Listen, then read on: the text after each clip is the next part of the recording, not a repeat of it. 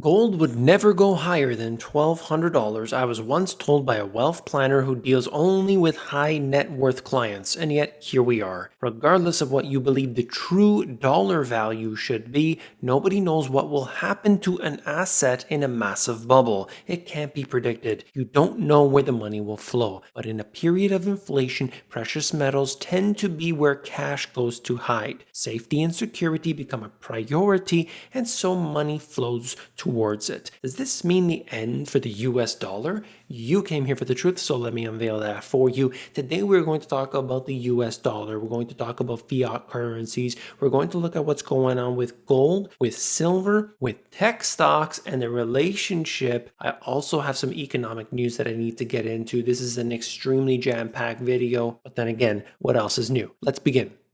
I'm sure you're already aware of the news itself, but I'm going to give you all the details. Gold just hit a fresh record high, but some say that silver is set to overtake. This year, gold prices have shot to record highs since September 2011 as investors fled to safe havens. The question that many have been asking is, will silver outperform? And usually the way it works is that it begins with gold rising higher and higher, and then silver, the performance, which is usually weaker in the beginning, starts to track it and starts to actually overtake it. That's what happened in previous bull markets. It all depends, though, on the current conditions. There's no way to determine that. I think that when you look at which is better, I have really always thought to myself that a 50-50 split, not because one is better than the other, not because I believe one will perform better than the other, but because we have more questions than anything else. And the 50-50 split is simply not taking any bias. You remove the bias from the equation and you're simply putting that cash into precious metals. Of course, there's platinum and palladium and others, but the two most important are, in fact, gold and silver historically. This is the same basic information, but they're just showing you that silver jumps nearly 5%. So as I have said, that silver can really escalate very rapidly. We have seen historically how this works. This time around, it appears to be doing the same thing. Silver was really pushed down, a lot of pressure downward leading up into this moment. So it's letting off a lot of steam right now. Here we have the latest prices for gold and silver as I record this video. On the left hand side, that's the price of gold. Right hand side, that's the price of silver. So for gold, looking at almost 2013. On the right hand side for silver, 2583. It has risen really dramatically. As you can see that just a month ago, essentially, silver was at almost 18 and is now at almost 26. On the other hand, we have seen gold under 1800 and now above 2000. I'm going to show you more data related to this, and I believe I have one that gives us a comparison between the two of these as well as other factors. So it's interesting not just to see the price in US dollar, but measured in other ways. So this is the historical chart going back into the previous high, 2011. It has surpassed that today. If you use inflation, of course, it's not even at the peak, which some say gives it more room to go. But it's just interesting to see where it's been over the past few years, trading within this range. But after the madness of 2018, it's been climbing ever since. Similar situation with silver. You could see that it had been really terribly performing for years, but it had gone crazy during the aftermath of the financial crisis, going from $9 an ounce all the way to 50. That is a serious roller coaster to be on, but regardless, today it is right around that level of $26 an ounce.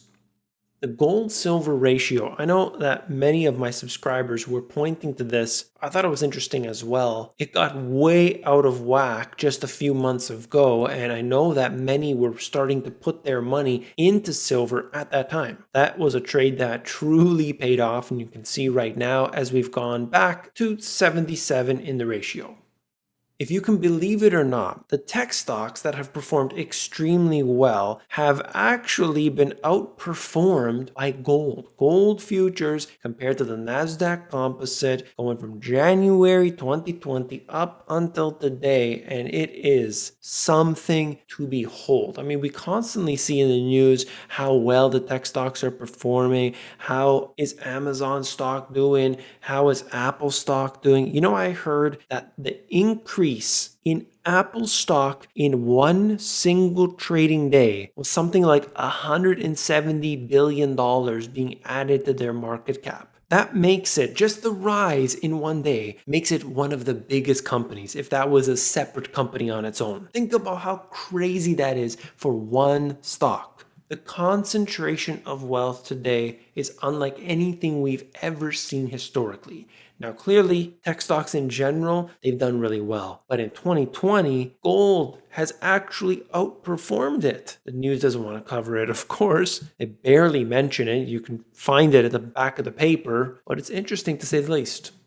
Here are the two extremes comparing the NASDAQ and bonds. This is depicted here with a 10-year yield, showing you a massive divide in between the two. Leading up into March, these two, of course, relatively moving in sync, but you look at how it's been lately and it just gets further and further and further apart. That's not a good sign because the bond market is much more telling than the stock market.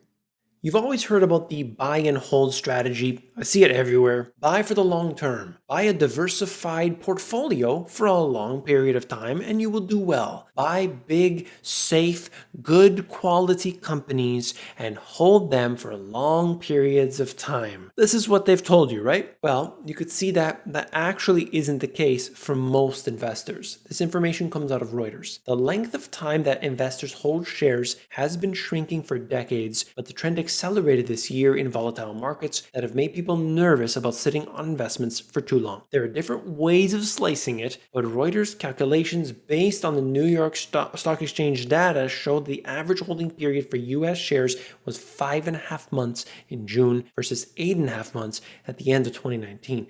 5.5 months. That's it. That's all people are holding stocks for right now. In 1999, the average was 14 months. There's the chart at the bottom. I just think it's pretty extreme to see it like this. There are certain stocks that are going to get held for longer. There are certain things like dividends that might entice investors to keep the stock for a period of time. But this is truly a unique trend. My subscribers who have been with me for a long time know that I love a bit of humor when I can, and this happens to be just one of those. Jim Cramer, quote, "I can't take how stupidly bullish this market can be." That's right, that's a quote. Jim Cramer railed against what he saw was clueless buying on the market on Tuesday. Never underestimate the power of enthusiastic buyers who do not know what they're doing. Very true. This happens to be more obvious, more prominent today than ever in history. That's not a good thing.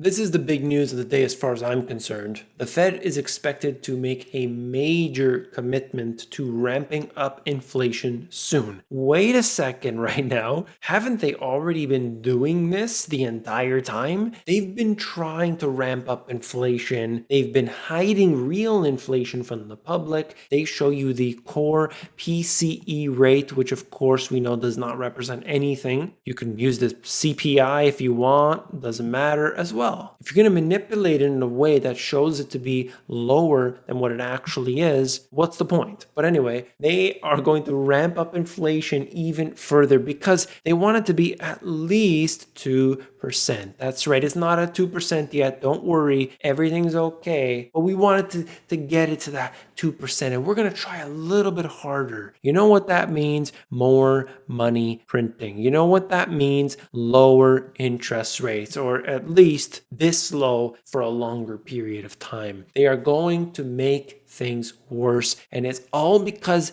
they are trying so hard to get inflation at 2%. It's so ridiculous. You don't have to create inflation. Please, that's enough. I don't want any more. Please stop it. It's like your grandmother pouring another scoop of food when you've already eaten 20 bowls of it. Please, I'm good. Thank you.